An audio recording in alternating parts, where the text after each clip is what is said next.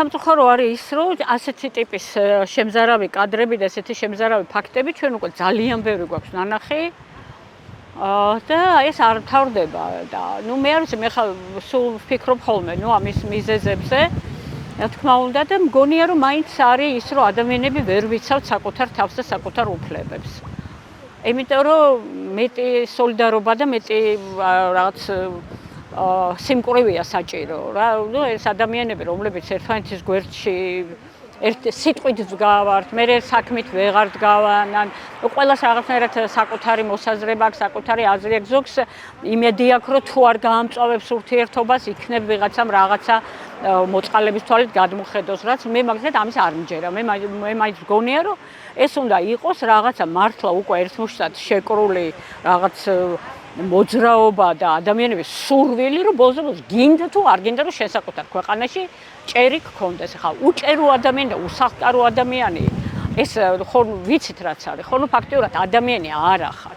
არის დათრგუნული ნებელობა, საერთოდ ხელჩაქნეული ცხოვრება და ბავშვებს მიყავს ამ ხალხს.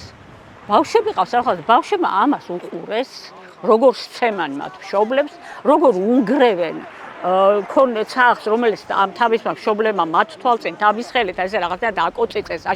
გავიგე რომ შეჭრილები იყვნენ და მოვარდა ეს მესაკუთრე და უცებ ყველაფერი დაუნგრია, გამოყარა, მაგრამ რატო იყვნენ შეჭრილები? ეხალისება ამ ხალხს რომ ესე შეიჭრან სხვის ქონებაში და რაღაც ადამიანებს უნდათ რომ ქარში და წვიმაში თავშესაფარი ქონდეთ.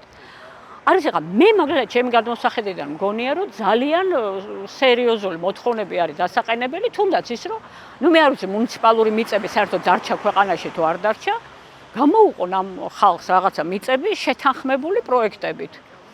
და ეს ისეთი კატეგორიის ხალხია და ისეთი მშრომელი ხალხია, რომ თავის ხელით აშენებენ იმ შენობებს და რაღაცა. რაღაცა მე მაგალითად მგონია რომ ესეთი რაღაცა სოციალური მოთხოვნები უნდა იყოს, ოღონდ უფრო მკაცრად და უფრო პრინციპულად და უფრო რაღაცა სოლიდარულად. და ყავს, არ ვიცი მე საერთოდ რაღაცა რა ნახევარი ერი არის სოციალურად დაუცველების სიაში. ეს არ ვიცი როგორ შეიძლება რომ ადამიანი ხელისუფალი გერქვას კიდე მეცხრედ კენჭს იყრიდა და ქალაქის მერობაზე პრეტენზია გქონდეს კაცს, რომელსაც ნახევარი ქალაქი უსახლკარო ყავს.